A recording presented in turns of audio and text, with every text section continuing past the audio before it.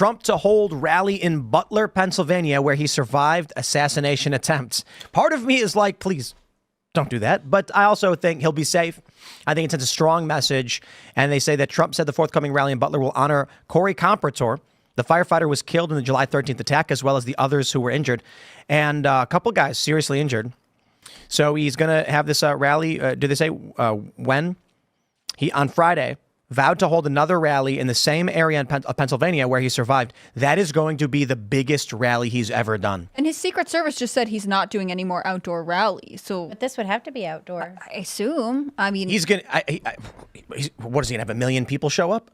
Do you think? And you could be sure there'll be 1,000 snipers on every rooftop from Pennsylvania. Well, one would I really hope that we could assume that, but I don't know. I'm saying I would imagine there'll be a great show of, theatrics on this one where there'll be snipers and helicopters and drones. And It's only a couple hours drive from several different major metropolitan areas. So not literally 1 million, but I'm saying this is going to be a massive rally in maybe, Trump's had 200K.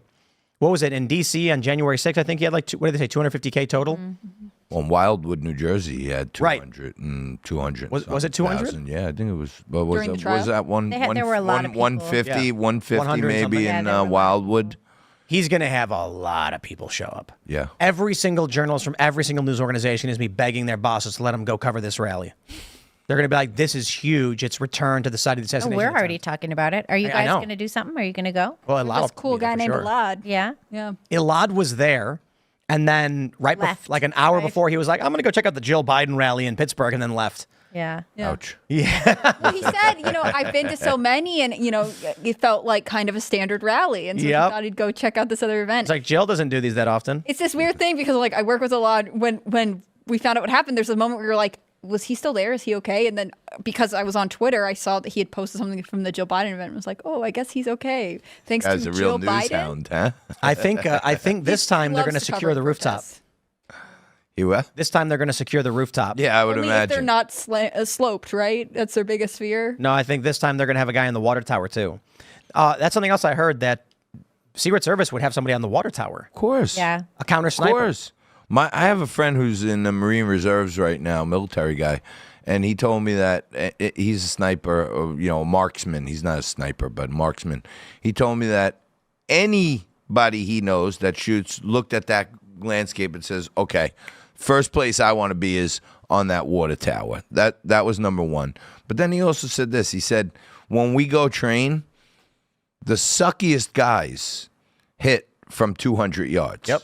He said then, when you go to 300, 400, 500, guys start to filter out. But, the best in the business are over 500, 700, 1,000 yards. But he said the worst guys in our unit hit every time from 200. I heard they were saying that from that rooftop he was on to where Trump was, the difficulty on a scale of 1 to 10 was a 1. That it was 130 yards is any moron makes their target. Yeah, I said on Newsmax last week that if you want to, going back to what we were saying before, if you want to entertain the thought that it was like kind of some kind of inside job, okay, it's whoever went, the Trump campaign, the Secret Service lady said the other day, the Trump campaign has to give them 5 to 7 days notice before they announce a date for them to do the early logistics on it, right? So whoever went out there for the Secret Service stood in the middle of that field and said, okay, here's where the stage is going to be. I'm going to put this water tower behind us. I'm going to leave this building on the side here unsnipered, and we're going to put the stage right here. To me, that's the person that was in on it, who set the logistics. Yep. Here's the stage.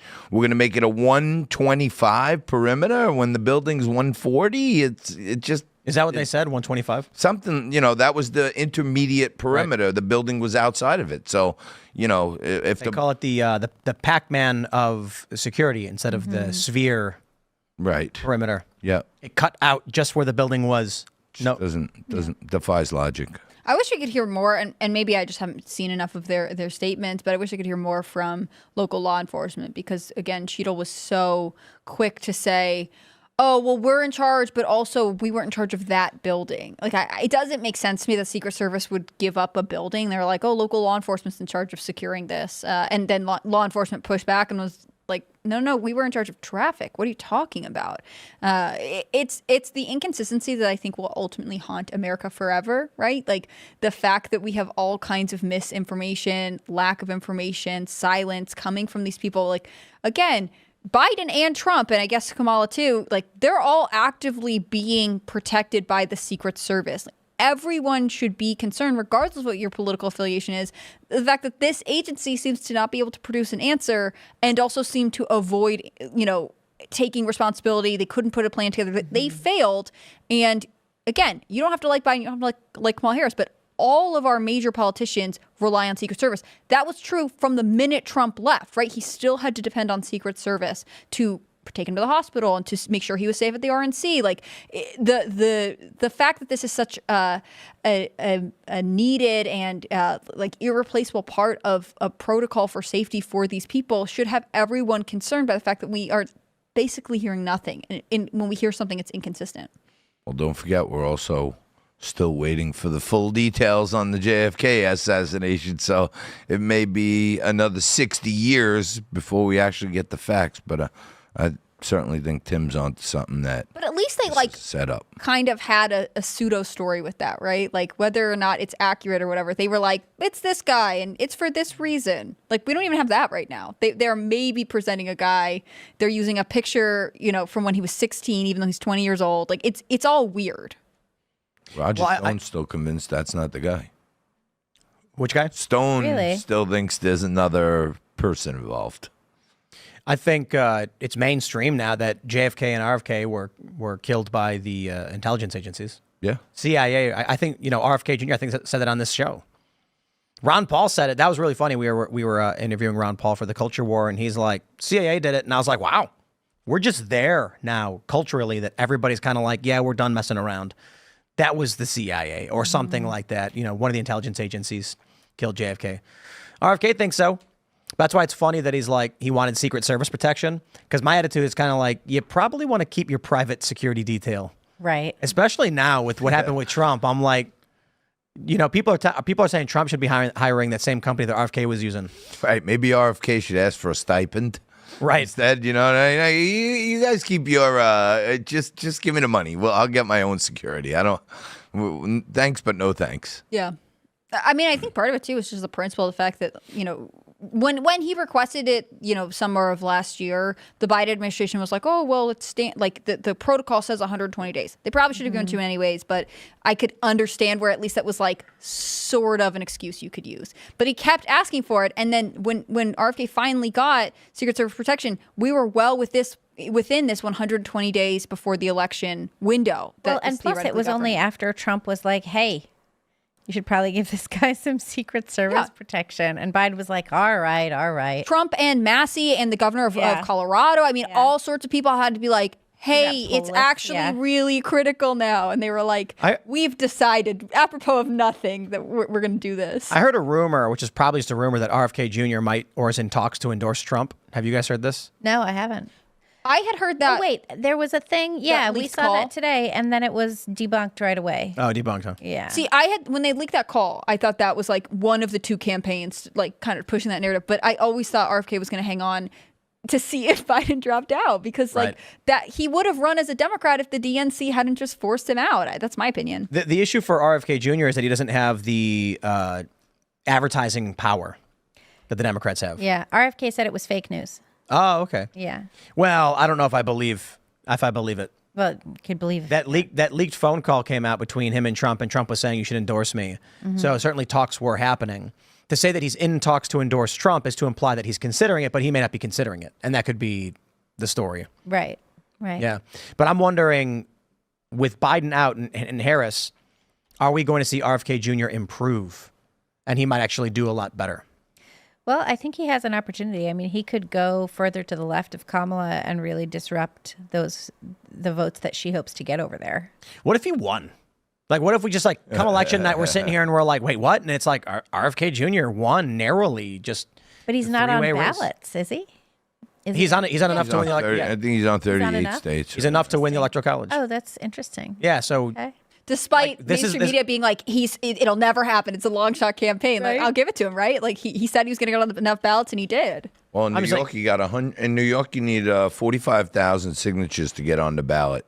He turned in 140,000, 100,000 more. And the deep state uniparty, because the Board of Elections in New York is run by both parties, Democrat and Republican, they're challenging over 100,000 of his signatures to try to keep him off the ballot. So they're giving him hell everywhere. But it's always Democrats, right? Like, oh, yeah. Everyone was remember when he first rolled out his campaign? They're like, he's stealing from Republicans. He's a threat to Trump. Like, that's just never been true. Yeah, Trump's base. What's the funny way to describe it? Trump's bottom is solid.